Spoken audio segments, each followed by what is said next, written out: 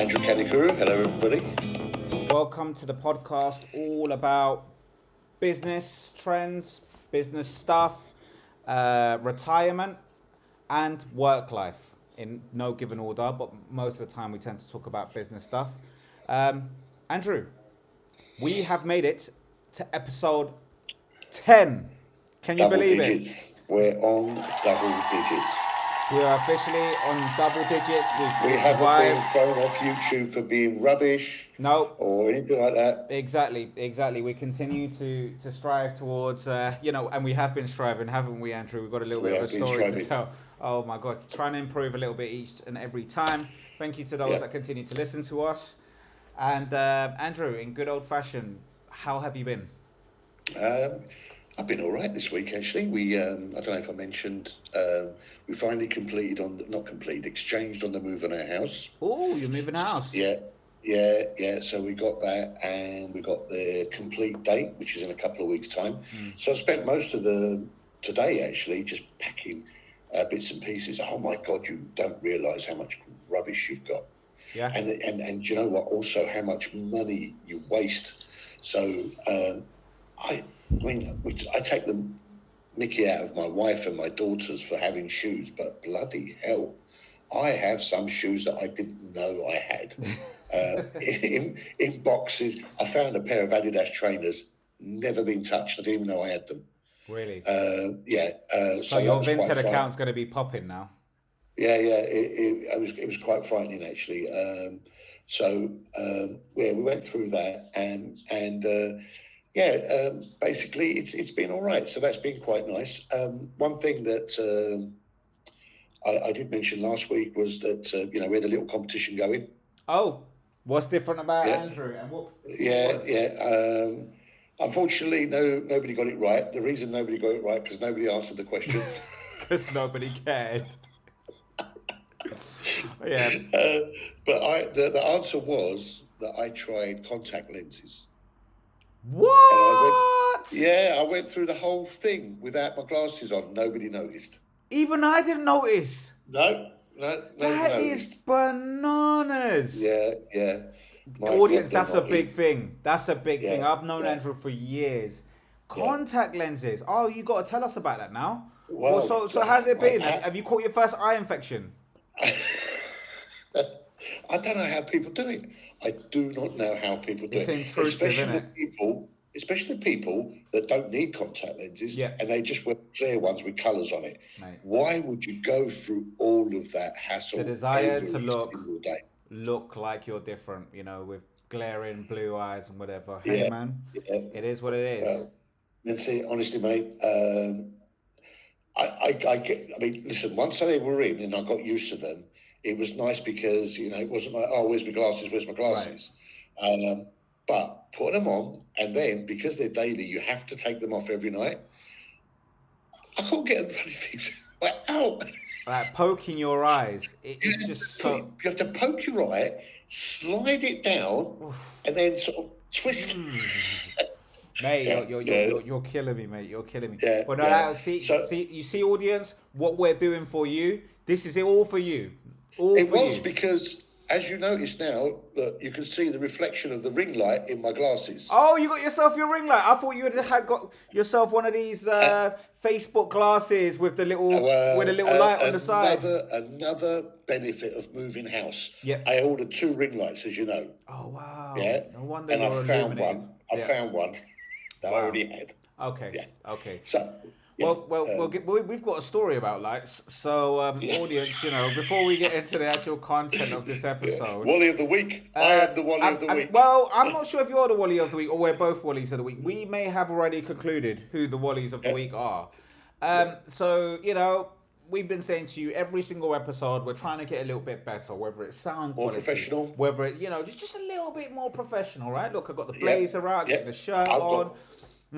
Andrew's plant in the background. Yeah, and Andrew's slowly getting there, right? We're all getting there. So Andrew and I have both decided to get good lighting. We thought, you know what, we're gonna try to get the picture quality of this podcast just a bit better, right? And anyway, so when and I bought a fantastic light. It's called Yeah. Gold Docs ML Well, I'm 105. not sure if it's a light or if it's actually a second sun. Yeah. Yeah, basically, in good old fashion, I may research the content that we present to you, but when it comes to technical stuff, I don't do much research. So I just went and I thought, high price means high performance. And yeah, I did get high performance, just maybe not the performance I wanted to. So anyway, long story short, we buy this really powerful light. It blinds us, right? So Andrew came to my house. I was all boasting to him, look, I've got this new studio set up. It's getting better. You got to see this light. So he drives down. So it had nothing to do with the fact that I had packets of cigarettes for him. He was Nothing at all. I went for the lights. He came straight and he was like, right, show me these lights. So I turned this thing on and it's literally blinding us, right? It's this overkill. Well, if you imagine an FA Cup semi-final on a bleak winter's day at a stadium, and the floodlights go off, Mencey would go, "Don't worry, guys," and he would just turn this light on, and the match would continue. Right. So basically, it turns out I was meant to buy something called a softbox. So you're meant to put it in front of this light, and then it gives it that that sexy look that YouTubers have all the time, right? Which like I said, it's a learning curve and progress. So anyway, so I'm with Andrew, and we're like, well, how can we emulate this softbox light effect? And Andrew comes up with this amazing idea, right? He says, well, why don't you just fold a t-shirt and put it in front of the light? And I thought, you know what, Andrew, that's a brilliant idea. Let's give that a go.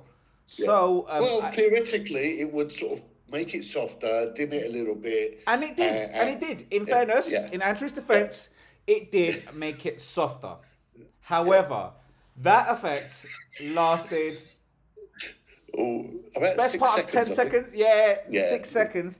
And then it proceeded to do this to the t-shirt. It literally burnt a hole through my white t-shirt. Oh, wait, hold on. There you go. Yeah, and that was that. And then all of a sudden, the thing decided to burst into flames. Literally into flames. Like, and this is like, expensive. The plastic melted. The plastic melted, and basically, it's not necessarily £200 down the bug. No. But, I can't return the thing now. It is lighting up my living room, and I can still use it, but the main lens literally cracked, and it had all black soot on it. Yeah. And, we almost burnt the house down. But all for you. Yeah. But all for you. All for the love of bringing better content to you. Listen, burning the house down, going through the pain of contact lenses, as well as, reading annual returns. Guys, we're trying here. Yeah. We are trying. Yeah, exactly.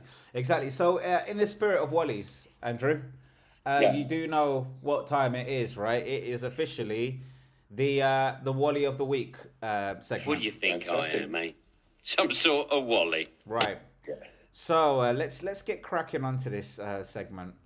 Right. So in good old fashioned. So Andrew, you know what? Funny enough, I keep saying this every week. My Instagram is getting to know me, and they're starting to realize that I want all the list job stuff. So this week was even easier than last week to find a few Wollies or a few decent pieces of content related to like Wollies in the workplace. So I'm actually spot for choice. But this one I really found funny, right? And I think maybe it might get us talking in a bit of a creative way of what happens in the workplace. So can you see my screen? I can indeed. All right, good. The audience can't see my screen, so I'm going to now switch the screen. Okay, cool. Right, so this is my Old Hombre little kind of saved reels, and we're going to go for this one. Right, so when your junior switches 3 to 4 companies and rejoins as a senior. Oh, wow, okay. Krishna हाँ भाई आप लोगों का 2 कौड़ी का नौकर Krishna. Krishna's back, right? So, Andrew, has that ever happened to you where you've worked with an absolute tool / Wolly at work, right? And you're like, there's no way I'm ever going to see this character again. Yep. And that person makes us, like almost like a rotation around the sun. and you're like, oh my God, not only have you come back, you've come back with a whole load of waffle to take you to the next level. Thoughts on this, Andrew?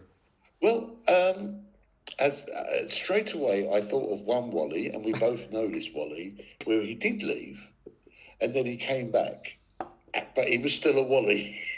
He didn't come back full time to work. We met him.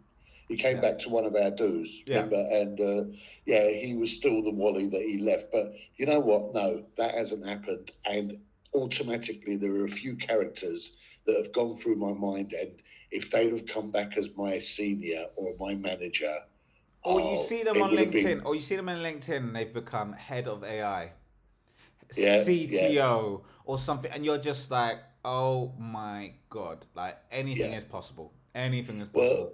Well, there's one, and he works for a really large organisation, and he's got quite a responsible role. And I just think how. There you go. It just goes to show, right? Yeah, I love the music on that. By the way, I did. Very, very Indian. Da, da, da, da. Yeah, I thought they were going to burst into song in a minute. Yes, well, they probably did, but I cut it short. Right. So we've got one actually technologically related. I don't think this guy's a Wolly, but I do like the analogies he's made. Right, and I'd say maybe Wolly purchasing decisions. So this is all about servers. Probably going to alienate half of our audience with this, but let's do it. Yeah. Here's what your company firewall says about you. So this is a Cisco ASA. You probably work for a government agency like the FBI. You just be snitching for no reason. This the Palo Alto. You probably work for a financial company. They stealing money from other rich people making millions and you ain't getting none of it. Fortinet, FortiGate. You probably work for like a marketing company or something like that. All the salespeople do coke in the bathroom and go to cool parties after work. I mean, I didn't know this was a thing, but you know what? It kind of makes sense. It kind of makes sense because as it progresses, right, he starts talking about the other ones and puts specific scenarios. And I have seen a couple of these servers in these type of institutions. So I'll carry on. But thoughts so far, Andrew? Well,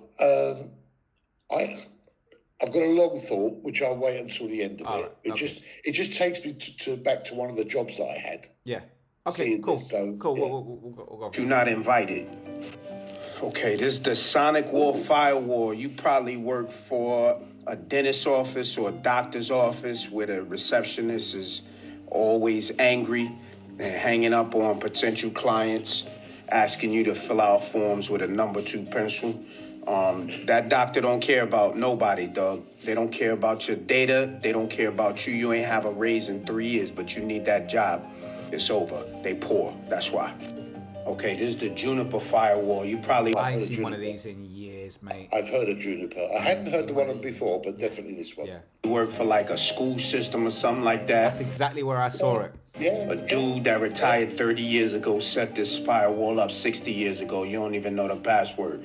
But if it go down, you're not even worried about it because you're not going to get fired because they got to go through red tape. And if you do get fired, you're going to get full pension and full benefits, so you good money. all of this, the juice, by the type of server. And you know what? It's true. It's true. You used to see, It's very clever. Yeah. Very clever. Yeah. The way that he's associated. And you know what? The ones that I know of, the ones that I've seen, do actually match with what he's saying. Yeah. And I find it interesting, like that. And you know what I do like about this, and I know I'm always like, diversity and inclusion, but it's nice to see a different face, bringing a real perspective to just this side of technology. He doesn't look like a firewall or a server expert, does he? But guess what he is? I've actually looked through his thing. He's a proper IT guy, and I love that about him, if you know what I'm trying to say. So here's what your company firewall says. Anyway, so that's that. So thoughts, Andrew? Well, so I've had several jobs, as you know. One of my jobs many years ago was IT disposal. Right. So there's a law in the UK that came out a few years back. Anything with a plug you can't throw in the bin. It has to be disposed in a certain manner. So we used to actually go around and go to certain companies and say, look, we will dispose of your end-of-life IT equipment and do all the proper certifications, etc. And what amazed me, Mencey, was that things like Juniper, Cisco, etc., where they had paid thousands of pounds for these things, we couldn't give them away. Once we collected them, even the Nigerians didn't want them because we used to sell a lot of stuff to Nigeria. I'm telling you, it's trash. It's absolutely trash. Yeah, it's literally, it was just scrap value. It was just scrap value. But, yes, we used to go to schools and we used to see, the Junipers, and we used to go to solicitors and we used to see Palo Alto. For some reason, all the solicitors had Palo Alto. Don't know why. It's a thing. And, yeah, it makes sense. It absolutely makes sense. Yeah, it's just a bit weird how these buying decisions happen. Yeah, But yeah, all right. I found this one. This is definitely a Wolly one. Like, have you ever been in interviews and they just start asking you questions that you just know you can't say the real answer to, right? Yes. Here we go. Yes. Here we go. Yeah. Why did you quit your previous job? Yeah. I felt it was time for a new challenge. Want to take a leap of faith. We do like risk takers here. But what was wrong with your previous job? Like, you can sit there and slag off your previous job. Of course. It's just, but I hate these questions. Like, one day I just feel like just being an absolute a-hole in these things and just be like, what question is this? Do you know what I mean? It's, It's just, I'm shocked. Do you know what? I'm glad you showed this one because it doesn't really, I've never even thought of it until I just saw this. I think it's happened at almost every interview I've been on. Yeah, like, why did you leave the previous job? Well, because I didn't like it. It's done. Like, I don't want to be there no more. Jesus. But you can't say that. You have to think of this. And literally it says here, job interviews are just two people lying to each other. Absolutely right. Absolutely. I hate it. Yeah, absolutely right. I just want to explore new opportunities, take on more responsibilities. Your resume says you quit last week. Why the sudden change? Some days you just wake up and realize you need a change. Anyway, it goes on like that. But I don't get that. Like, I really don't get that. And I guess, maybe. No, well, you ask. Yeah, no, you know what? What benefit are they getting out of asking that question? Yeah. Do they want to know, are you impulsive? Well, here we go. All this jargon like between interviewing manager and interviewee to negotiate if the company can get the salary low enough. That's it, really. It's just to find out whether they've got leverage. I think. Yeah. And the other one I hate is what are your salary expectations? Yeah. $1 million. Yeah. Yeah. You know what I mean? It's just one of those things. So I like that one. Yeah, I thought that was maybe a Wolly of the Week material, specifically actually just for HR people that are, and just for making people go through the pain of having to lie. Like, I'm trying to say? It's such a useless question. Well, do you know what I should have said? Actually, it was funny because on my last interview, 3 of the 6 interviewees had only been with the current company that I was at. The longest had been there 3 months. Wow. So I should have really said, well, why did you join? Why did you quit your place and join here? Yeah, exactly. Yeah, why did you leave your last job? Right. Let's see. What direction should I take this? I'm good. Do you remember how last week I gave you the You remember how last week I gave you the Temu thing? Does things work or what? I thought maybe I'll show you another one because lovely. It gets really bad, right? I still haven't got my delivery, by the way. I know we're still waiting on that audience. Hence why I'm still showing this, right?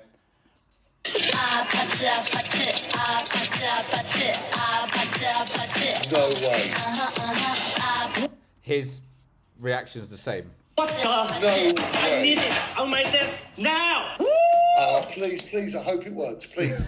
Because I will do it. This viral shooter has got hundreds of followers asking me to review. That says whether it's peanuts or sunflower seeds. Just give it a crank. This gadget will completely separate the kernels from the shells. All right, let's now test.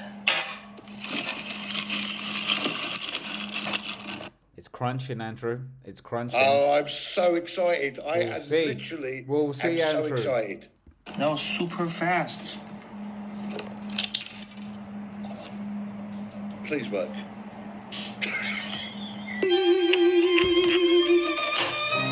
No. I did some more tests. If you put peanuts in, it gets extremely hard to crack, like it's falling apart. And it doesn't really separate the kernels from the shells. This is trash. Do not buy it. So disappointed. Yeah. Yeah. So disappointed. Very because I tell you what, my wife and I, who's standing over there now, you know, we nibble. Oh, no, I'm not going to say it like that. we we like our peanuts and stuff like that. And you may not know this about Turkish people unless you know and if you've experienced it. Sunflower seeds, salted, are the national pastime. Yeah, it's kind of like the Spanish as well. I think it's most Mediterranean countries. Yeah, it's the national pastime. You know, in in England, you go to the cinema and they give you popcorn. In Turkey, you go to the cinema and they give you sunflower seeds. Oh my You God, buy I don't sunflower even know seeds. what the floors look like. Go like that, and you watch the film and you have a little drink. And that. So honestly, you're hearing I'm is a gutted. sea of crunching in your local cinema. Crazy. I'm gutted, Mencey, because I was so hoping that would work. Well, this is it. And now let's brace ourselves for tomorrow. You're going to get a bit of this. Morning, Jill. Morning, Tracy. How are you? I'm good. You? Good. You? Good. You? Good. You? Morning, Carol. How are you? I'm good. You? We're good. You? Yeah. Morning. Yeah. I mean, literally, right now, my soul is dying thinking that I'm going to have to go through this probably 2 or 3 times. How was your weekend? You know what? What did you get up 9 to? a.m. Oh my 9 a.m. God. is exactly the time. Do you know what I mean? And you gotta, it was great, thanks. It was great. Yeah. Yeah, I mean, what else are you meant to say? What else are you meant to say? It was shit. Sorry. They're not interested. If you've had a shit weekend, and you start talking about what you actually did in the weekend, you can see them drifting away. Yeah. They just want to hear, I'm fine, thanks, how are you, and move on. Not interested. Oh my None of us are. God. Yeah. But anyway, this is it, guys. That's Wolly of the Week for you. A bit of a balanced one. Right. Yeah. Okay. So, Andrew, Yes. when we concluded last week's episode, you said that you were going to do a bit of a segment, and please tell us what this segment's going to be about. Right, okay. So I'm hoping people find it interesting. And it was just sparked off by an advert I stumbled across. And it's about the ingredients delivery market. And for those of you that don't know what that is, and I doubt if there's many of you that don't, it's basically a service where you are delivered a bunch of ingredients according to a menu that you may have chosen from this company's website. And they will deliver you the exact amount of ingredients in order to create that dish. And it could be for one person, for 2 people, up to 4 people, I think it is. But you get the exact amount. And I'd love, there's a very brief, I hope it's very brief, a YouTube video of one of the UK's most loved but is it cheaper? so-called But is it celebrities. cheaper?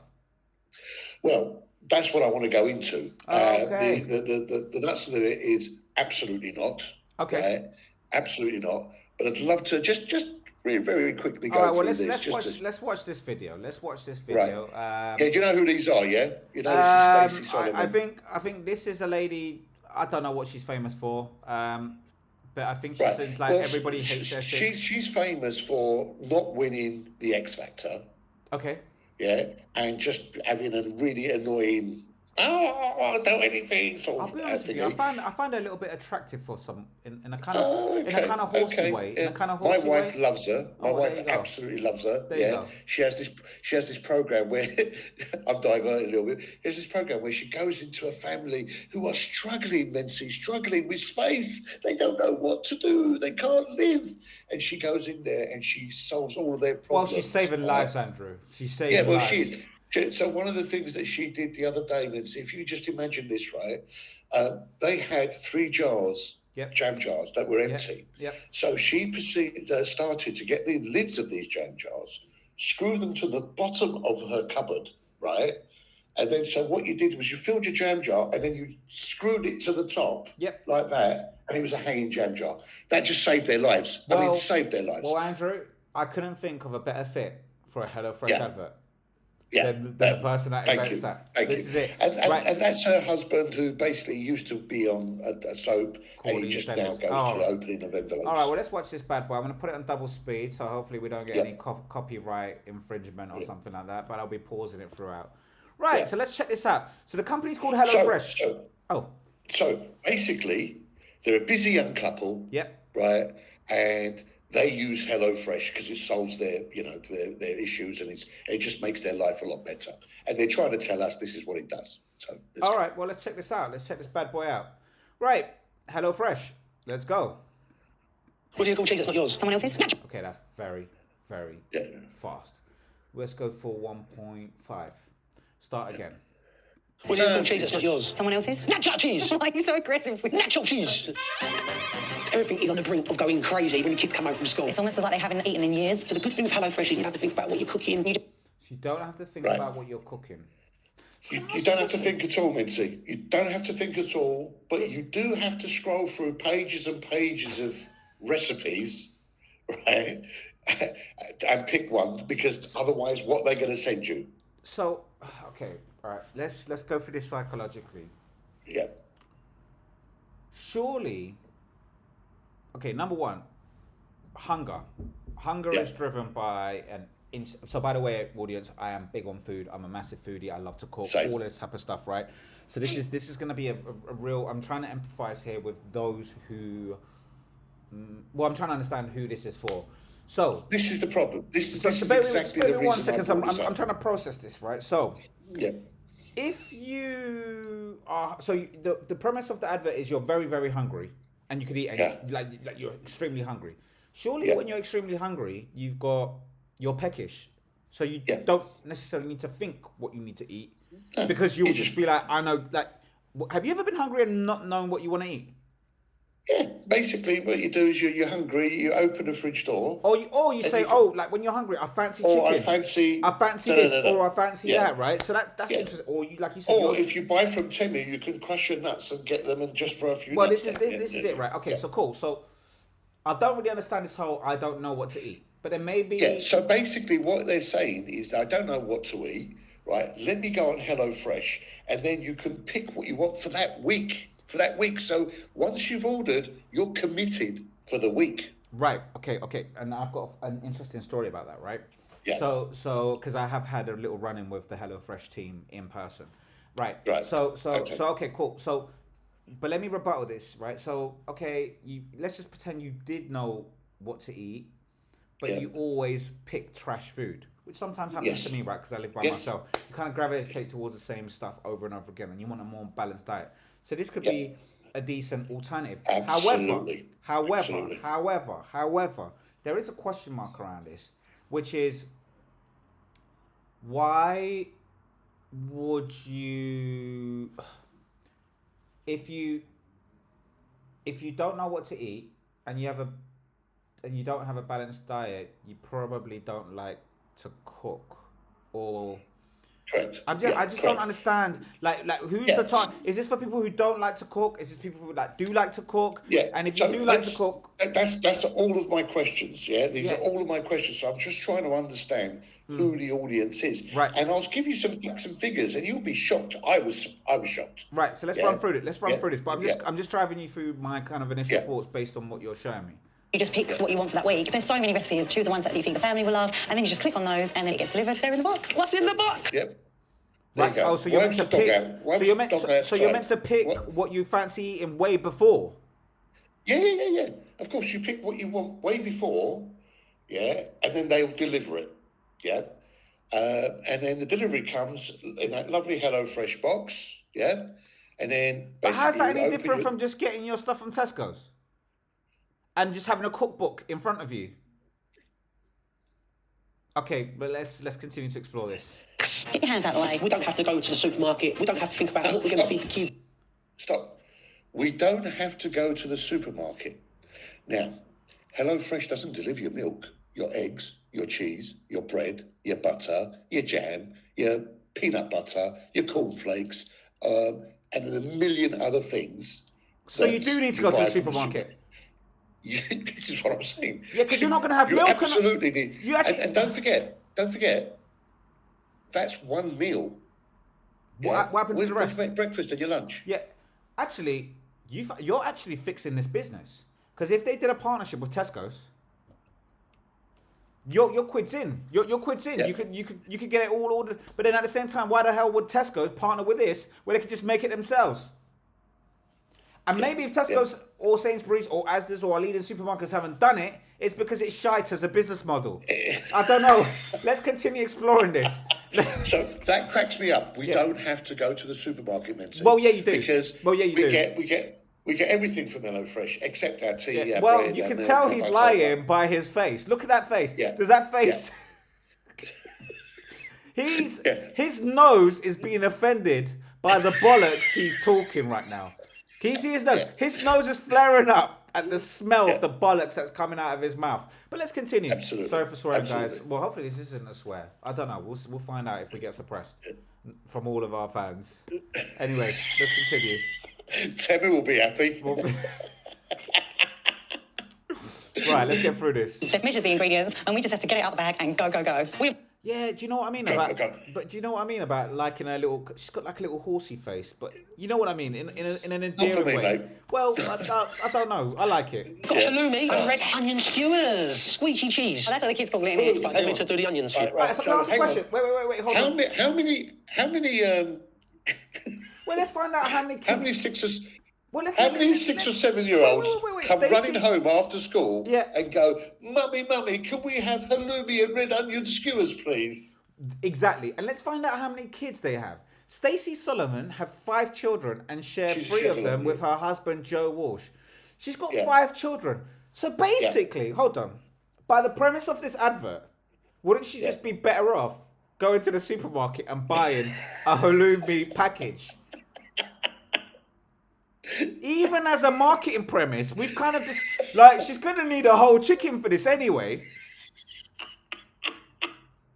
Andrew, like, please, am I being stupid? No, but this is the. Or does she have to buy it? Does she just put times 5? Now, I hope she just gets a whole chicken and a whole halloumi thing. Well, let's have a look. Let's explore this. Let's explore this, right? Let's explore this. No, let's go in order of the instructions. Chop the potatoes 2 centimetres wide. Is that 2 centimetres? The taters. It's not yet, it's like I look after the kids. Do a bit of salt on those potatoes. So she's basically got 5 potatoes there. Yeah. But that's a bag of potatoes from the supermarket. Yeah. But don't forget, this is the exact amount for this particular. No, but do you understand my point?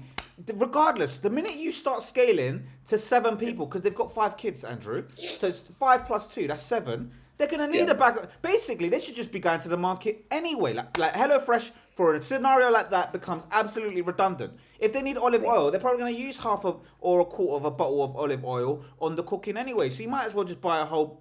This is like... This is why it doesn't work. And this is why this advert as well... I mean, some of the comments on it are quite funny. Well, we're gonna let's keep going. Yeah. Let's keep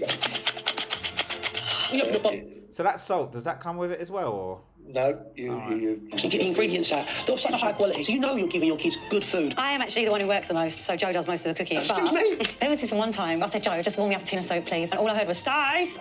Someone's burnt a hole in the bottom of his pan. It was like the pan's leaking. There's a hole in the pan. Then straight away I thought, oh no, it's a colander. Yeah, you know, oh, you're so funny. Just move on. Does it even, like, factor in whether you've got the equipment to cook it? But anyway, let's continue. Right, step 2 says you've got to soak your skewers in cold water. Why are we soaking them in cold water? To stop them from burning when they're in the cooker. Chuck it all in there. You don't get the skewers, by the way. You don't get the skewers. No. No, you're lying. You have to have the skewers. You're lying. No, you have to have the skewers. Add a bit of olive oil. If it says put some oil on there, what you're... Go on. Does it come with oil? Hoping for is glug. Oh my God, you're really confused. Doesn't come with olive oil, Andrew. So you do need to go to the supermarket. He's in the glug. You've done 4 glugs now. We're halfway through. We nearly had glugs of oil. You don't need to go to the supermarket. You heard him in the beginning. You don't need to go to the supermarket. Yeah? If I keep chilling, I think the kids are going to love this. You don't need the salt. You don't need the olive oil. got to stab myself. We should get safety skewers for you. The problem with cooking on your own is you've got to cook, and then you've got to tidy up the mess that you created cooking. This is why we should cook Stop. together more. Look at the... Stop. So the convenience element, the convenience element, right? You don't have to go to the supermarket. Well, you do because you need to buy other stuff. And then you have to cook it and you have to tidy up. He said it himself. Where's the convenience? Basically, all that's happened here is someone else has brought you enough ingredients to cook one meal and charged you a fortune. Well, you haven't told us the price yet, Andrew, but we will delve into that. Yeah. Right, let's get... Is this the same with businesses like Gusto? Well, that's what I'm going to get into. Right, let's check this out. Actually, unless you want to see the final food, we can. All move right, on, okay. So let's look at the comments. There's a funny bit where she gets some thing stuck in her hair, and he tries to lick it, and then she goes, "Oh, don't lick it!" And someone's commented, "Oh, don't lick it, Joe. Their marriage is dead." Okay, so check this out. Yeah, I had some money off vouchers for HelloFresh, and I was thinking of trying it, but then I saw saw her on TV. Okay, that's very personal. Let me tell you something, Claire. I was at the National Geographic Food Convention in the Business Center in Angel, probably about a quarter or two ago, and there was a HelloFresh guy there, and he was giving me a whopping 40% off a box. So I thought, you know what? I'm going to give this a pop. Yep. He goes, well, yeah, but it's going to auto-enroll you into a weekly basis. Yeah. And I just thought, nah. The reason I picked this as well is like I have actually ordered from HelloFresh. So let me just give you a little bit of an overview because I wanted to figure out. Well, you seem to be very, very charged up about this one, and I thought it was a random subject. I just think it goes back to some other conversations that we've had in the past about we've had the conversations around subscriptions and not actually owning anything, etc. And I just think, God, what have we become as a race of human beings? It's just that have we become that stupid and lazy that we now have to tell people or have people tell us what to eat? That's what sort of wound me up. Now I ordered HelloFresh during the pandemic, right? Because one of my niece, I think, ordered it, and it said 50% off. And I thought, well, you know what? Let's give it a go. Yeah. Right.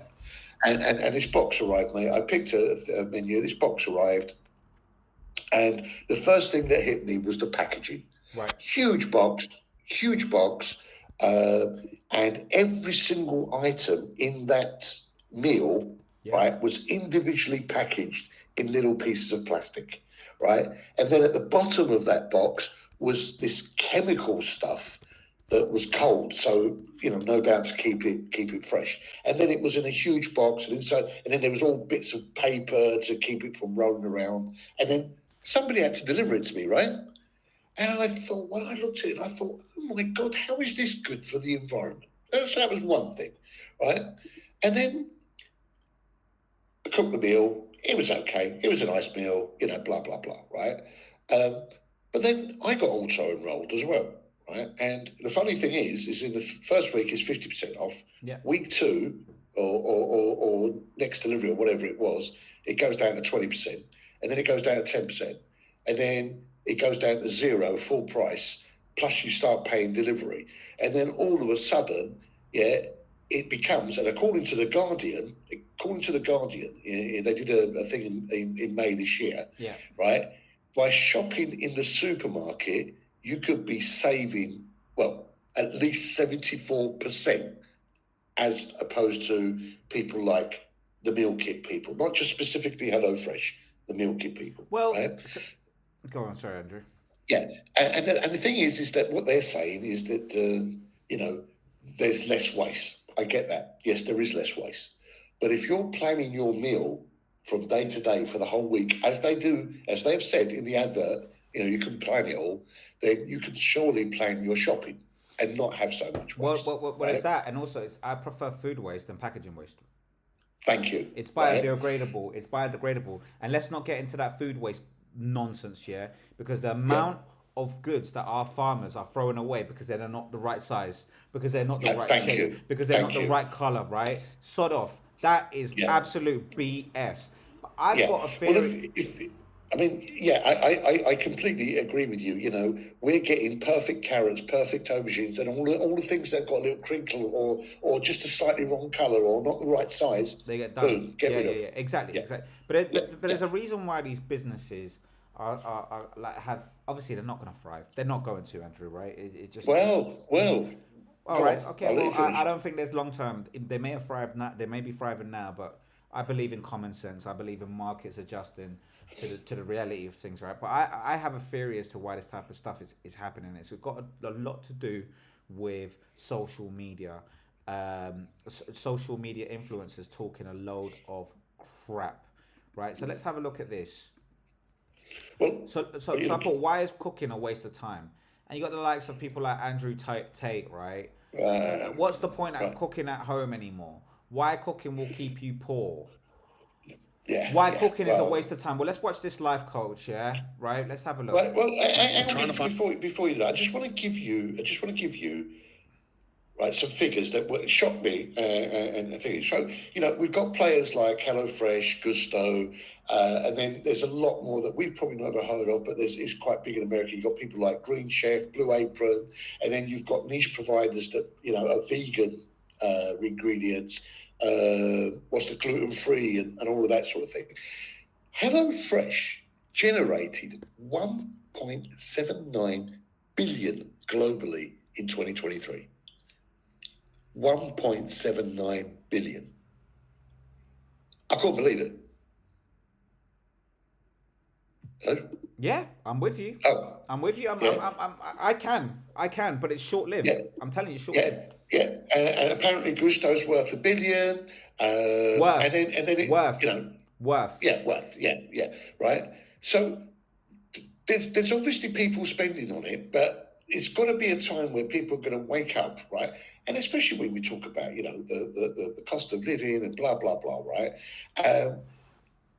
You're looking at on average £12 per serving if you buy 2 meals a week with HelloFresh, right? Yeah, so if you buy 2 meals for 2 people, right, it's going to cost you £12 a serving, right? And then if it goes to 4 people, let's say you buy 4 people, 4 meals per week, that's going to cost you almost 180 quid a week. Yep. Right, for the box. Yep. Right. And this is what you're getting essentially, what we are seeing on the screen here. Yeah, right. So I'm thinking, hang on 1 second. Plus, you've got to go to the supermarket anyway. Yeah, to go, as we've discussed. And I'm just wondering, who buys this, Mencey? Who is so busy that they can't go on the internet and go, how do you make spaghetti bolognese? Right. Well, this is what I'm trying to say. This is why I'm saying it's this type of content. So let me share this with you, Andrew, so you can actually see it. Right.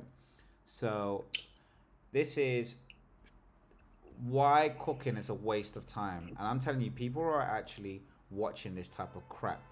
Yeah, and they think, oh, I'm super important. So it's this type of narrative. Let's play it. I never cook. My dad's like, son, don't you think it'd be so much cheaper if you cooked? And I said, no, not really, actually, if you think about it. I said, let's talk about that scenario. Calling the valet, getting downstairs in the elevator to valet, getting in the G-Wagon, burning fuel, sitting in traffic on Biscayne, go to Publix, trying to find a parking spot at Publix, getting out, looking around the store for what I want, and getting the food, all the ingredients, going home, parking again, going back up the elevator, getting the pots and pans out, cooking like a fucking idiot. Imagine. No, seriously. And people are watching this, and they're going, yeah, he's right. And they're justifying all of this nonsense by going, yeah, I am saving my money. Look, here we go. Is this stuff again? Now, this is just the so-called alpha influencer, whatever, yeah? There's women saying the same thing as well, mate. But you're going to spend time preparing food? Now, actually think about this for a second. If you're broke, if you're not a millionaire, the last thing you should be doing with your time is cooking. Wow. I can't think of a lower ROI activity than walking to the fridge, Getting out some ingredients. Ooh, an onion. Well, let me get the onion. I'm gonna start cooking. Fridge. Ooh, an onion and some lettuce. Now, get a knife. Get my knife. Cut my onion. Start to cut my onion. I can't even watch it, mate. It's just no. such You know a what? low... Well, first of all, onion and lettuce. What's he going to do with that? But anyway, Yeah, I mean, these guys are. But there's a idiots, wave of right? that crap of be in control of your time. It's less time that you're gonna have to do this, and less time. I've actually heard these Wollies at my workplace go, right, yeah, you know, I save myself so much time in the markets, going to the market and doing this type of stuff, so I get gusto because it just really allows me to optimize my time. What the hell are you doing with your time? Well, I mean, are you running SpaceX or something? Are you running like it really? Well, these are the type of jars people me. that obviously it appeals to, right? These are the type of people it appeals to. Now, you and I are both foodies, right? You and I both enjoy cooking, eating out, eating in, whatever, right? And again, this got me thinking of things like, if we look at some of the great foods that we have now, right? They were created because out of necessity. Yeah. Right? So you look at pickles, chutneys, etc. What better way to keep, eating vegetables throughout the year and storing them? Because there's no fridges. You look at jams, again, how to conserve fruits, etc. You look at things like Parma ham, putting them in brine and then in sand and wrapping them and preserving them. Again, cheese, the same way, And then now we got these, I'm going to pick up and get 4 carrots delivered and 330 grams of mincemeat because that's all I want. I don't really care That's how the much protein it costs level that I require. Yeah, because you know what, my time is more valuable. And you think, there must be these people, because if these guys are turning over a billion and a half a year, there must be people out there like this, right? Well, actually, maybe on the fly we could just quickly, because I am very interested to figure out whether this is actually a real thing, right? So I'm just doing some Googling, Andrew. Just bear me 1 second. Well, while you're doing that, let me just read a customer quote, right? HelloFresh has fundamentally changed the way my husband and I eat. Previously, dinner meant picking a restaurant on Seamless and waiting for the food to arrive. Oh my God, they have got a hard life, Mencey, right? Wow. And now dinner means preparing fantastic meals that are healthy. Not only does it feel better for our wallets and our waistlines, but it's more satisfying. So you've gone from going out, having somebody freshly cook you some food, present it on a plate, then do the washing, and you just pay for that and then go home, to going online, picking some meals, waiting for the delivery to arrive, cooking it all bit by bit, plating it up yourself, eating it, doing the dishes, and then sitting down. And then you're saying that is more beneficial to your wallet and your waistline. Go away. Well, Andrew, I've got some good news for you. Right. I've got some good news for you.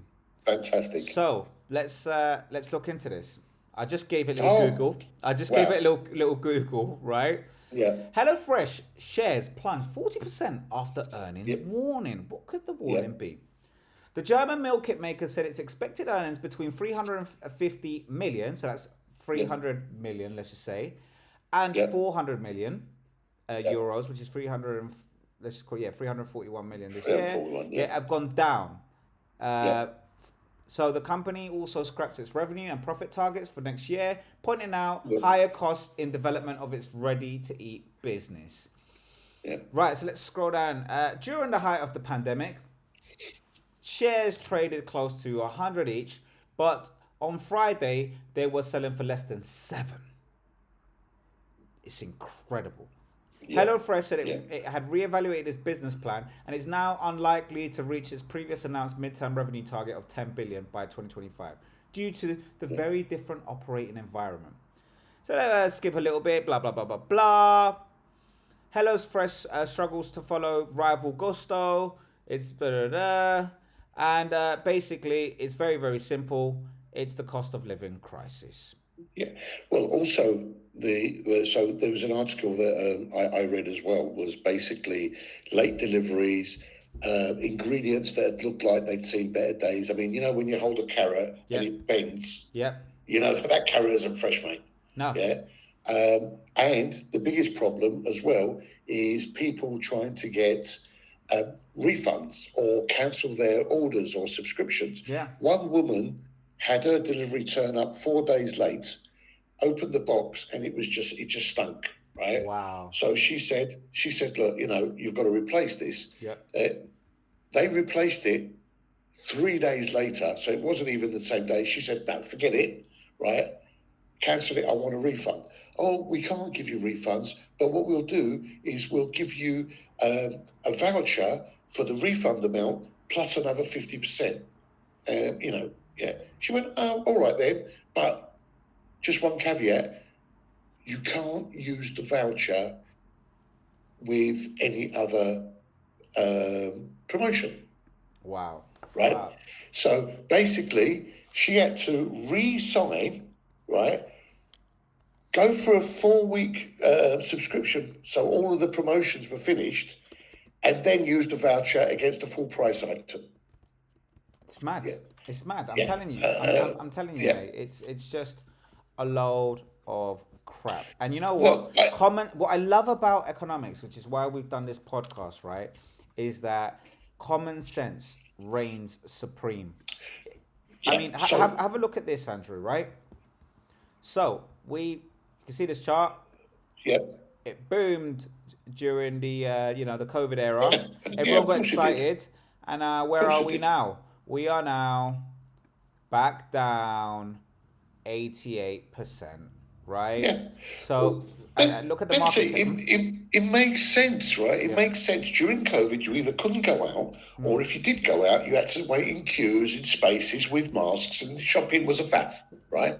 And it makes sense for these companies all of a sudden spring up, etc., because people really didn't have much other option, Yep. right? But what doesn't make sense to me is how these companies get the investment, get the people pouring money into them, thinking it's going to be a long-term business, right? It's You a and pump I are and no dump. experts, It's a right? pump and I mean, dump. I certainly am not, right?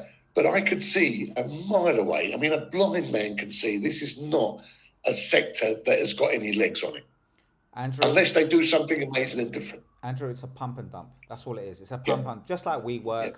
WeWork Yeah. was just an office space, and they decided to just call it a technology platform. It was unprofitable. It was always going to stay unprofitable, and now everyone's just admitted, yeah, do you know what? The shares aren't really going to deliver what they're going to deliver, and the whole thing just dumps. It's the same. I mean, for me, it didn't make sense at all. As a person that's, I'm a bit thrifty. I like value for money. I don't like wasting money, right? And that's why I never waste food. Even if I've got carrots and stuff left over, I'll take them to the park and feed the horses or something. Yeah, exactly. Yeah. Exactly. Yeah. Right? Yeah.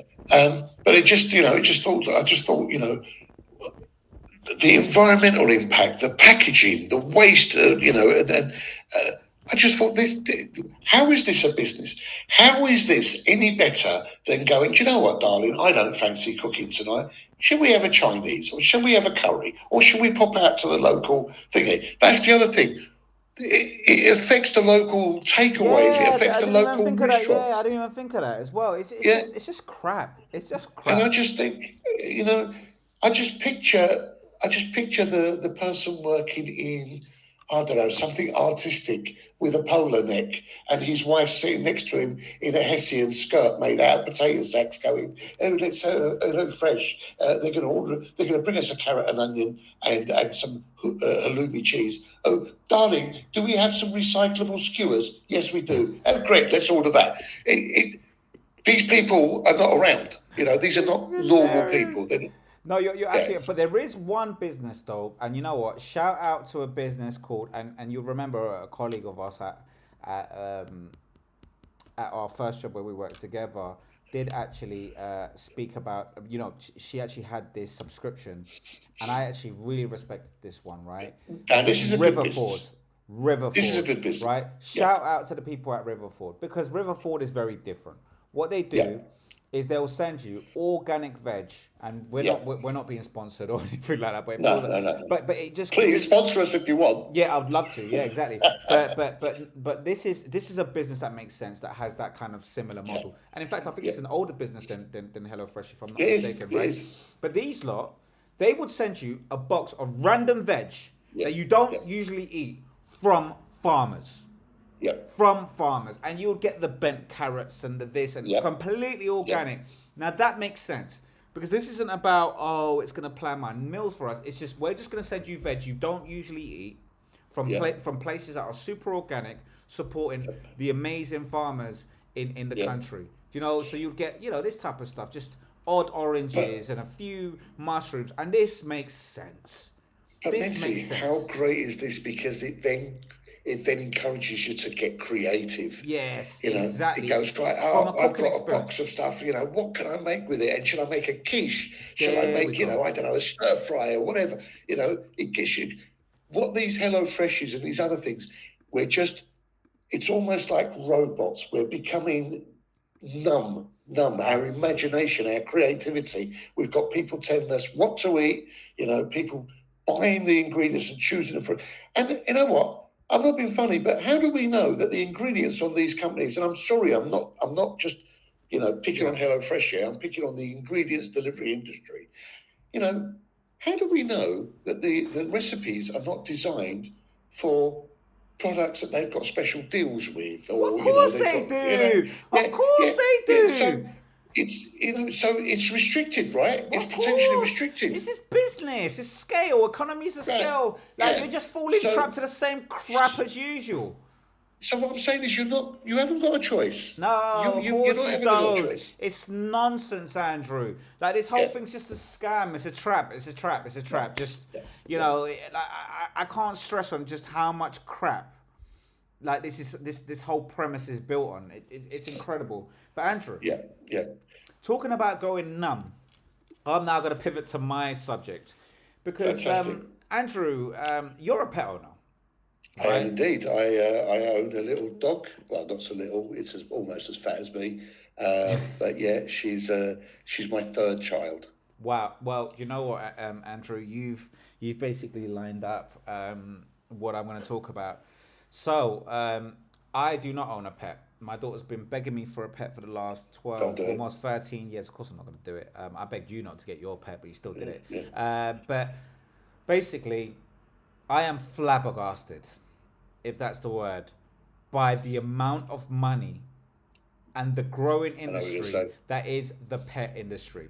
Guys, unlike HelloFresh, where I predicted the demise of that business, and it's obviously happening, this business is not going anywhere because of what Andrew just said. That way. Because of what Andrew just said, right? And we're gonna delve into that. So, Andrew, I'm gonna share my screen for your benefit and for the audience's benefit. So let's start off with a Bloomberg special. Yeah. The global pet industry is to grow to 500 billion by 2030. Yeah. So currently, the market stands at 320 billion. This is globally, right? And basically, 200 billion of that is focused on the US, and the rest of that is basically distributed across the world.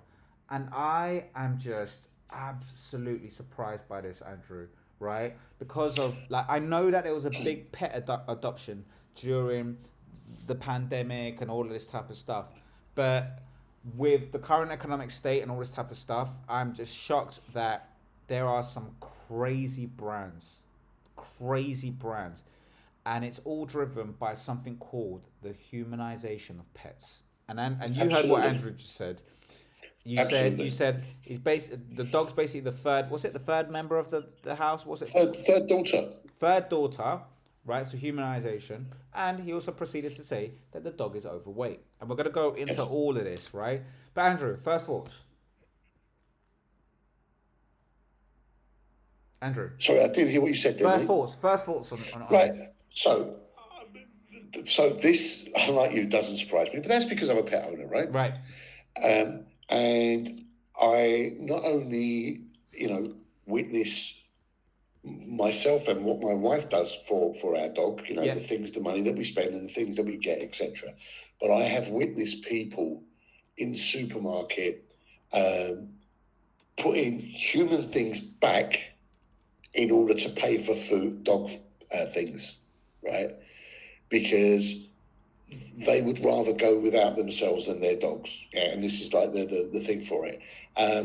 Now, there's a particular thing that my dog loves, which is a piece of rawhide, yeah, and it's got some chicken, dehydrated chicken wrapped around it. It's like chicken skin almost, right? And we buy it for her, throw it. She loves it, keeps her busy for, I don't know, an hour or so, right? The other day I went to pick one up, or pick some up from, I was in Tesco. Not that I go there a lot, but I'm not picking on Tesco. But I am picking on Tesco because they're the most expensive. I picked one up and I noticed the price, right? It'd gone from $5.99 a bag to $8.99 a bag, yeah? It'd gone gradually, but it just occurred to me, right? And I thought, bloody hell. So I took it and then I went to the meat section in Tesco, right? And you know what? It was more expensive than sirloin steak per kilo. Sirloin steak. Yeah. And it weren't the cheap sirloin steak. It was the Tesco's, whatever they call it, aged, blah, blah, blah. And you still bought it, right? I still bought it, yeah. What do you think I am, mate? Some sort of Wally. Sorry, mate. You're getting the Wally. You're getting No. So now what I do, and I don't know if it's any cleverer, right? I found another shop that is half the price, but it's about 5 miles away. So I go and do my shopping at a normal place and then drive 5 miles just to go and find the dog food cheaper in this place. I just right? can't. So it's still the effort. I can't relate to this, and this is it. Right? Oh, Mencey, it doesn't stop there, Mencey. The harnesses, because it doesn't suit. She's black and white. We should have got a red one. The winter coats that the kids buy. Well, this is it. Don't we're going to get into this, right? So let's look at the numbers. Let's look at the numbers, right? So in 2022, we were talking somewhere around, I don't know, looking at this graph, around 40 billion just on food and snacks.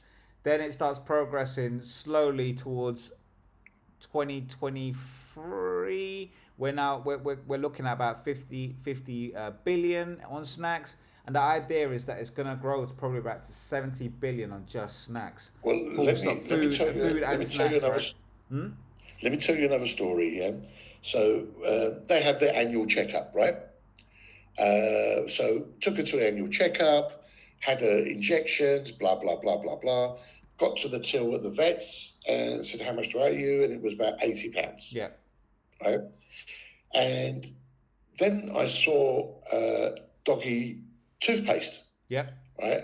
And the vet had said, her teeth are going a little bit yellow, just, so, doggy toothpaste, right? So I'll have one of those as well, right? And she went, okay, that'd be £110, please. I went, hang on, it was 80 quid. She went, yeah, it's £30 for the toothpaste. My God. I've never brushed I didn't buy it. Oh, I didn't buy it. Thank God. £30 for toothpaste for a dog. It's just incredible, and this is what's really getting me. It's the fact that people are putting their pets ahead of their own families in some cases, right? Right. So let's check this out. Right. This is stats from the UK. So UK owners spend $10 billion on beloved dogs despite the cost of living crisis, right? So it talks the humanization of pets. Dogs have become fully integrated members of the family. Absolutely. And gone are the days where pet owners would limit their purchase to food, basic toys, and vet care, which is what you just said. Yeah. Check this. Lola's Cupcakes, which is a cupcake business that is renowned here in the UK, is selling cupcakes that are a gourmet treat designed specifically for dogs at £3 each. I could buy a whole bar of penguins for that price. It's mad. Wait, It hold doesn't on. stop It there. gets Do you know worse. No, there's don't doggy ruin ice? it. There's Don't ruin doggy it. ice cream. Luxury brands are also cashing in on this trend. Poltrona Fro. I mean, please, Andrew, you're better at, Poltrona Fro, the renowned Italian furniture maker, right, now offers a 1,500 leather dog bed. You've got one of those, haven't you, Andrew? I mean, no. It's crazy. That's literally a picture of Andrew's dog, by the way, everyone. Mate, that's nothing. Wait, That's hold on. That's nothing. Meanwhile, Louis Vuitton and Gucci make dog collars for thousands. Incredible, absolutely incredible. And the rise of luxury pet market does not stop at Gourmet food and designer beds. Pet wellness and leisure services are emerging as new growth areas across Europe. Wellness spas for dogs are cropping up. Yeah, offering everything from massages and therapy to fitness classes and even acupuncture. Andrew, what is going on here, mate? I mean, this is just crazy. Absolutely crazy. Let me just give you another example. It cost me nothing to cut my hair. Wait, hold on. Andrew, look, you're right. I told you. Dolce & Gabbana has launched a dog fragrance mispriced at 80 quid. Andrew, I've never bought myself a fragrance for 80 quid. This is bananas. Sorry, Andrew. Let me tell you. So, as you can see, I don't really need to go to the barbers, right? I cut my own hair or I get my wife to do it. But I used to pay 10 quid. Yeah.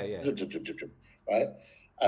I take my dog to the groomers to have its hair cut and it costs me £45, right? But Mencey, that's not the thing, is I had to wait 3 months for an appointment. Yeah. We are in the wrong industry, my friend. We are in the wrong industry. Wow. We should be doing something, I don't know. It doesn't stop there. Look at the technology side. What is it? This is it. The article that I just showed on Bloomberg, right? So going back to that, because I kind of skimmed through it quite a bit. As you can see here, so with Bloomberg, it's estimating that US sales from e-commerce will nearly double to 60 billion by 2030. Yeah. Mate, that is a lot in one country, right? So if we think about what the GDP is of US GDP, okay, actually it's quite a lot, 27 trillion. Fair enough. I mean, it's a small slice, but still, it's a bloody. I mean, wait, hold on a second. Isn't 60 billion? 60 billion is probably the capital of certain countries. Oh yeah. Wait. In fact, let's have a look at this. Countries GDP, right? I mean, let's have a look at this bad boy. So, just trying to think of countries that have GDP, blah, blah, blah, in the billions. Hold on a second, my friend. Okay, I'm not getting the right GDP. I'm going to the World Bank. Let's see. Well, Angola's at 84 billion. Wait, 84,000. Yeah, Angola's at 84 billion. I mean, that's pretty much a whole entire economies, Andrew. Huh? Yep. It's bananas. Let's look at, for example, I'm from Colombia. Colombia's GDP, gross domestic product. Colombia's gross domestic product is, as of 2023, is 363 billion. That's a big slice of the whole of Colombia's economic activity. I just think that's bananas, Andrew. Genuinely, like how can you justify that spend on just pets? Talk to me, Andrew. Well, Mencey, it's not pets. As you said, they are humanized, right? Yeah. They are part of the family, and people will spend money on their animals. There's no getting around it. And it's a sector that's growing and growing and growing. We go in phases, we go in trends, just like we do in the human side of things, right? You've got the latest trend at the moment is raw food. You have raw food delivered to your home, just like, you know, the thing, because now raw food is better. You have gluten-free food for your animals. You have, you know, you have dogs that are apparently vegetarian for your animals. So, you know, it's a massive industry. At the moment, what I'm seeing a lot of adverts for, both on YouTube and on normal television, is for trackers for your dogs in case you lose them. Well, that makes sense. So, I mean, that makes sense. Yeah, wearable technology, that makes sense. Yeah. So there's wearable technology side of things. But I'm going to tell you why this one doesn't make sense, Andrew, this whole idea of like vegetarian dogs and all this type of stuff. Because you alluded to it when you introduced your dog, or not introduced your dog, but told us a bit about your dog, right? Yeah. The fact of the matter is, right, so let's look at this article by, it's by vettimes.co.uk. So let's have a look at this bad boy, right? Increasing humanization, killing pets with kindness.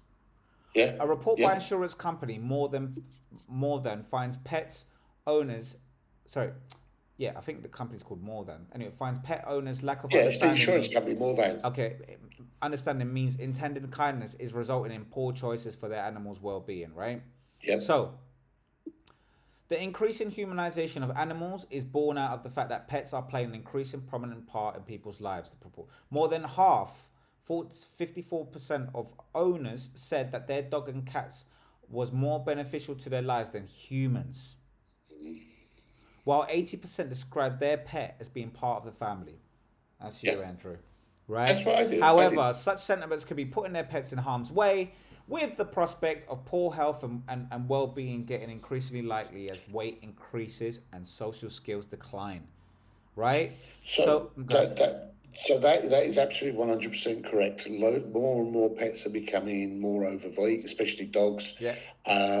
You know, because, I mean, I'm sure you've seen them. Yeah. People have prams for their dogs, Mencey. People put their dogs in prams and push them around the streets. Right? I mean, you know, I love my dog, but you know what? There's a stage that I won't go beyond, and you know, it's prams and raw food and special this, that, and the other, right? And it's completely true. It's completely true. It's completely correct. You know, if you look at animals and pets, they were not part of the family, but they were part of your stock, your working stock. You know, they had a purpose, which is why you fed them. Now the purpose seems to be, you know, they're part of the family. I've got a void in my life and stuff like that. But it also doesn't help where you get people saying, like, if you stroke a dog, that has a chemical reaction in your body and it calms you down and all of that sort of stuff. Yeah, it's and look, just look at calls to action to make pet health and well-being part of the national curriculum, right? That's what they're saying, right? To do more to encourage owners to keep their pets healthy by utilizing technology, apps, and social media. I think this bit here is a stop tip. If people are willing to spend that much money on pet snacks and all of that crap, odds are having a device or anything that actually monitors your pet's heart rate and whatnot is probably a good stock to have right now. And to create no, sorry to interrupt you. Well, you know, it's certainly a good stock to have. It's certainly a good sector to get into. I mean, the young lady that does the grooming service that I go to, she's stacked, mate. She's stacked. Probably making more than barbers. Oh, mate, you can't get an appointment. You literally, I have to cut her hair, and then have the other appointment already booked. So I'm always one stage ahead booked, because otherwise I missed doing it the last time, and we had to wait 3 months. I think it's incredible, Andrew. But there you go. I mean, that, you know, for me, this has been very educational, which is like, go on, Andrew. No, just I mean, we touched upon it off camera or off thing earlier on. I was in the car and I was listening to the news, and even the UK military, they've just awarded a £3.1 million contract, to a company to provide harnesses and special goggles for military dogs. And we've got around 450 to 500 dogs serving in the military, right? That's about £7,000 a dog, you know, that we're spending on, So you know, they've got a purpose and they've got a use, but and I can understand that because you know you've got to protect the animal and it's saving lives, it's saving you know the soldiers, etc. But I know people that have spent hundreds and hundreds of pounds on a buggy or a pram to push their little dogs around, so the dogs doesn't walk on the street. Well, I think this one's amazing. I'll be honest with you, right? Out of all the stuff that you mentioned to me around this subject, the one that doesn't surprise me and actually I think is a great investment is, look, these are the dogs. 3.1 Ministry of Defence contract aimed at keeping them safe and well trained. I think this is brilliant. These dogs, they're sniffing out bombs, they're doing out all this crazy stuff, right? And they're highly trained. This makes sense. This goes back to your narrative around our pets used to have use cases and benefit humanity and all that type. Like, you know what I'm trying to say, right? And I just think, this makes sense. Of course, I want my military dog to have some Kevlar and some goggles and some night, whatever the hell it is, right? So this one makes sense. But you know, I'm still just absolutely shocked with the growth of this market. I mean, as a non-pet owner, right? I think you probably have a better look, an impartial look at the sector, right? As a pet owner, I go. You're buying with your heart. You're buying with your heart. I bought her a ball today for £4, right? Yeah, I've put a chicken back because I'm not spending £4 on that chicken. It's too small. Yeah. I don't, you know, do you see what I mean? Absolutely. It's the mentality that you get because it's no longer an animal. It's no longer a tool or a resource that you used to use in the old days, or you know, in the police or the military or whatever. It's humanized, as you said in the beginning. It's a part of your family. It's a part of your family. I guarantee you, this year, my kids will go out and they will buy her a special outfit to wear at Christmas. Yeah. Sounds about right. Well, you know what? I feel like I've been the audience in this one, Andrew, and I do thank you. It's nice being on the other side of the thing. So maybe you can ask me what the final thoughts are. Actually, that makes a change. So, Mencey, you've heard me rant about the food industry, and you know, we've also had a great discussion about the pet industry, which shocked you. What have you taken away with that? What are your final thoughts on that? So I really, really enjoyed the HelloFresh concept because I haven't kind of looked under the hood or the numbers, or really thought of it as an operational model. This whole idea of getting a finite amount of ingredients and packaging them into recipe-based things. And I just thought to myself, it's another example of what Charlie Munger says, which is a fool and his money are easily parted. Yeah. Right? And I think the fact that business boomed during the pandemic just goes to show that when we're idle as human beings, things just, you know, stupidity and group thinking just comes together. And do you know what? That's a great what you've just said. When we're idle as human beings, absolutely. You're sitting down and you're trying to recreate things, and you're trying to fix problems that don't need to be fixed. If that makes sense. And I think, you know, it goes back to that. I can't remember who said it. Like, what's it? Affluent times. No. Hard men make good times, and good times make soft men, and then it ends up being, you know, I don't know, something like that. And I just think, obviously during pandemic, we were all at home, we were all just bored, buying dogs, and we bought dogs. Actually, it fits with the theme. We bought dogs, we bought Pelotons. You know, maybe we missed an opportunity here with this episode. We bought Pelotons. We bought. This could have been the COVID episode for all I know. It's a shame that we came to this conclusion in the grand finale. But like, the fact of the matter is what I love about humanity is, yes, as group thinking, we can make businesses that shouldn't be successful, or concepts that shouldn't be successful, really successful. And you kind of sit there and you go, what the hell is going on, right? And then let me ask you a quick question before you go on to the next bit.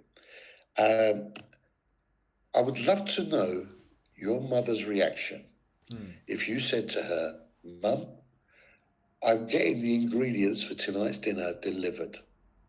And then she opened the box and saw 1 carrot, 1 onion, a spring roll or whatever. Love to have seen that. Yeah, sure, the dog kicked me in the chest. No, this is Sparta. It just, no, I mean, my mom used to get highly offended with the waste of money, regardless of whether it was my money or her money. It highly offended, and I get it because she's from a very, very poor background, right? And me too as well. I'm not. Yeah, I mean, I think every single time as times get easier, you do waste a bit of money, but that is a whole different level of thinking. And this is my point. But do you know what I love the most? That in the same way we have group thinking to make things that are stupid propel, we also come to our senses and businesses fail, right? And this is just, I love it. I love the fact that as you were talking, I was just like, there's just no way this is sustainable.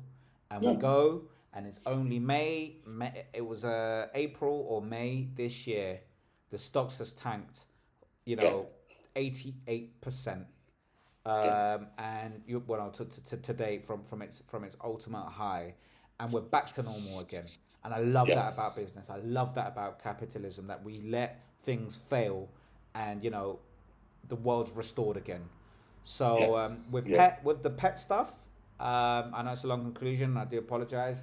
With the pet stuff, I think it's a sign of the times. People can't afford. People are really reconsidering whether they can afford having children, where they can afford, where they can afford to go out with mates and all that type of stuff. And I'm actually I think differently on this one. I think the pets thing is here to stay, Andrew. Absolutely. People can't afford having kids, or they just don't want to sacrifice they don't want to. the bit of joy they have for having to strive for another human being. And I know it seems a bit selfish, but we all yearn to give our love towards one direction, or towards someone or some being, and pets just seem to be that perfect replacement. A pet will follow. Look at homeless people. You can have a pet as a homeless man, and that pet's just going to be faithful to you, and it's not going to die. It's going to be right by your side. When your kids go off to uni and to create their own families, that dog is just there with you, and it just loves you. And I just think that whereas I thought the HelloFresh trend is going to die, I think the pet industry is going to boom, and it's going to continue booming. It's going to have no roof. It's going to have no roof. Maybe the luxury stuff. No, even the luxury stuff. I think it's going to evolve to the same type of market as humans, if I'm to be honest with you, because people want their pets to live forever, or at least as long as them. And I think one thing that I failed to mention was what the average lifespan of a dog's 15 years.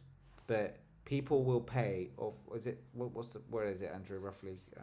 15 years, 17 years? Yeah, depending on the breed, it's between 10 and 15 years. Right. I would say 15 years is about right. Right, but the technology to expand that lifespan is growing, and I think the sky's the limit. And actually, I know it sounds a bit weird after I've poo-pooed it. I will be looking into the pet industry as an investment, because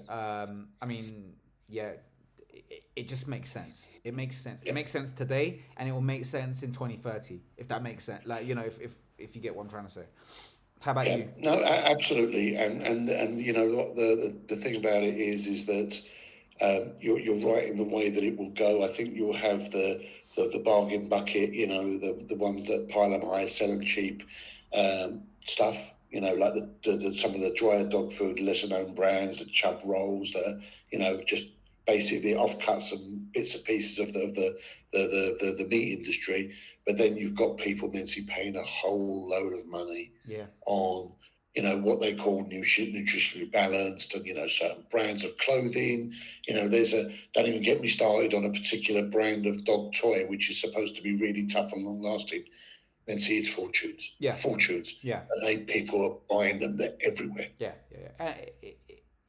This is one business model that I may not like people's habits on spending, because I think people should be thinking about their retirement themselves and you know, and their families and whatnot.